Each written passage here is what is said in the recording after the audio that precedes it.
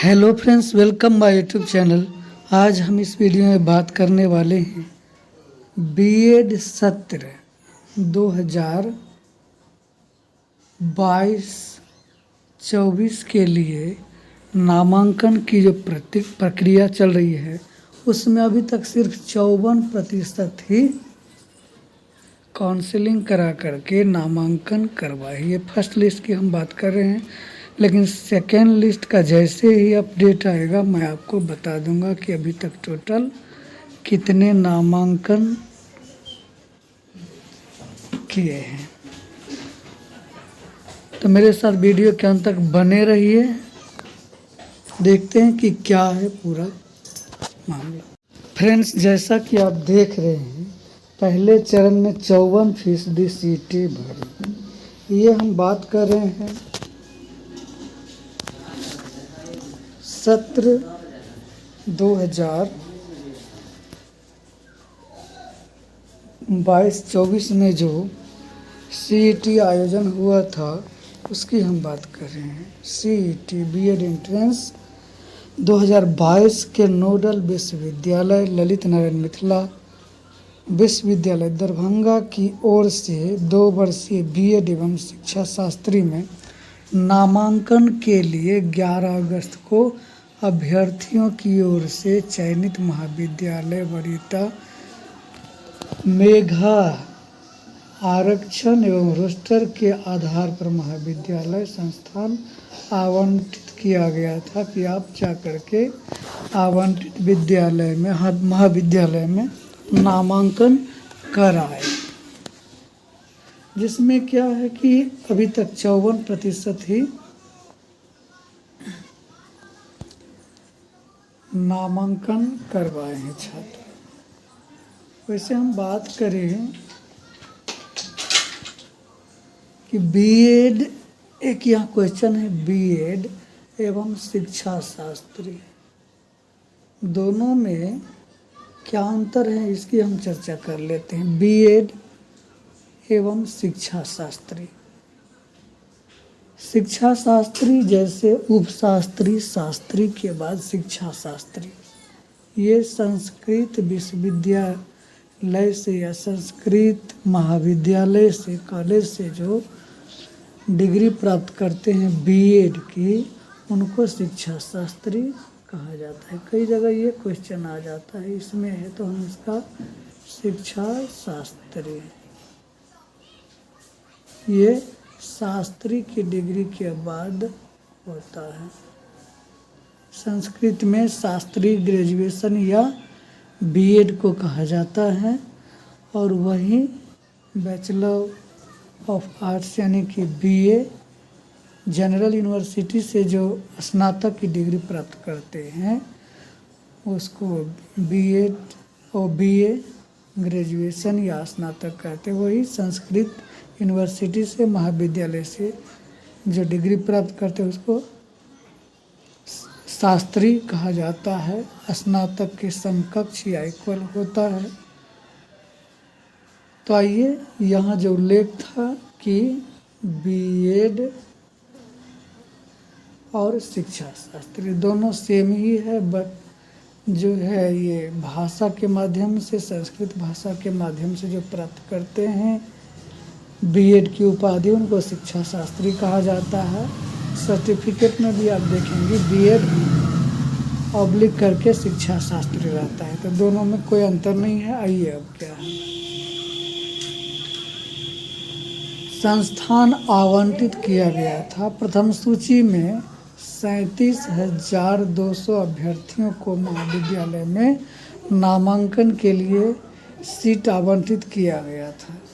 Total जो है 37,200 student को आवंटित किया गया था। उसमें से सिर्फ 54% ही नामांकन लिए।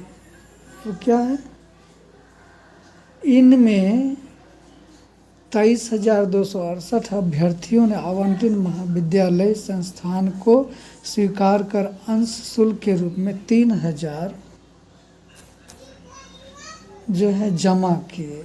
काउंसलिंग फी के रूप में ये लिया जाता है 3,000 रुपये। बाद में इनको लौटा दिया जाता है विभिन्न महाविद्यालयों के द्वारा। अभ्यर्थियों को 11 अगस्त से 26 अगस्त तक आवंटित महाविद्यालय में जाकर नाम प्रमाण पत्र सत्यापन व नामांकन लेना था। 26 अगस्त तक इनमें से कुल 20,217 अभ्यर्थियों ने आवंटित महाविद्यालय में नामांकन ले लिया है। इस वर्ष प्रथम चरण में 54.35% अभ्यर्थियों ने अपना नामांकन करा लिया है, यानी कि 50 से कुछ ज़्यादा है। ललित नारायण मिथिला विश्वविद्यालय के कुलपति प्रोफेसर सुरेंद्र प्रताप सिंह ने कहा कि इस बार भी 100% नामांकन की संभावना है। ये संभव है कि पूरा सीट भर जाएगा, क्योंकि अभी बाढ़ जो चल रही है नियोजन और नियुक्ति के 19 से लेकर के 22 और धरना पर भी बैठे हैं, और फिर से नए शेड्यूल रिक्तियों का जारी करने के लिए दबाव शिक्षा विभाग से किया जा रहा है।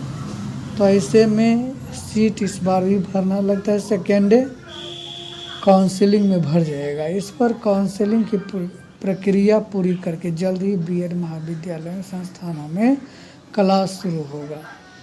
सबसे ज़्यादा बिहार विश्वविद्यालय मुजफ्फरपुर में हुए नामांकन हो सकता है। डाटा जो बता रहा है 3440 पाटलिपुत्र विश्वविद्यालय में जो है 3421, मगध विश्वविद्यालय बोधगया में 3285, ललित नारायण मिथिला विश्वविद्यालय में दरभंगा में 2015, बहुत कम है। और सबसे कम जो है प्राइवेट विश्वविद्यालय आर्यभट्ट ज्ञान विश्वविद्यालय पटना में 1746 अपना नामांकन करा लिया है। अब क्या है, सरकारी महाविद्यालयों की स्थिति जान लेते हैं कि सरकारी महाविद्यालयों में नामांकन का प्रतिशत बेहतर है। सब चाहते हैं कि सरकारी महाविद्यालय में नामांकन हो जाए, वहाँ फीस भी कम लगती है और वहाँ जो है बहुत पढ़ाई की व्यवस्था अच्छी रहती है। बाकी जो है एक्टिविटी या जो भी है सरकारी में बहुत इंफ्रास्ट्रक्चर वगैरह सारा कुछ ठीक रहता है। वैसे प्राइवेट में भी ठीक है, लेकिन प्राइवेट में जो भी है, जो पहले बीएड कर चुके हैं उनको पता होगा, मैं किसी के खिलाफ नहीं हूँ, कि किस तरह की वहाँ पढ़ाई होती है या डिग्री मिलती है। चलिए, तो government teacher training college Muzaffarpur में 83, बहुत अच्छा है प्रतिशत। 100 में 83 बच्चों ने नामांकन कर लिया है, जो तुर्की में पड़ता है। Women's teacher training college Patna में 82, वह government college of teacher education Samastipur Narhar में भी जो है 75 बच्चों ने नामांकन कर लिया है। और टीचर एजुकेशन भागलपुर में भी 75। मैं बता दूं कि बिहार में कुल जो है 6 सरकारी बीएड कॉलेज है। वहाँ से आपको बीएड की डिग्री प्राप्त करने में, एक्टिविटी में भी, और जो भी है नामांकन फीस भी बहुत कम लगता है, नाम मात्र के रूप में। जितना बीएड कॉलेज जो प्राइवेट होते हैं उतना जितना उसमें एक्टिविटी में लगता है उतना इसमें नामांकन में। टोटल जो है 11,000 के आसपास 1 ईयर का, और फिर इतना ही सेकेंड ईयर का लगता है। तो बहुत कम है, 20-25 हज़ार में हो जाता है। इसीलिए यहाँ ज़्यादा छात्रों का नामांकन हुआ है और लगता है बहुत जल्दी यहाँ सीटें भर जाएगी, क्योंकि सबका फर्स्ट चॉइस होता है सरकारी महाविद्यालय। अब पटना ट्रेनिंग कॉलेज पटना में 73, कॉलेज ऑफ टीचर एजुकेशन गया, ये भी सरकारी है 69, सबसे कम यही है। यदि कोई अभ्यर्थी का इसमें नाम आया है तो जाकर के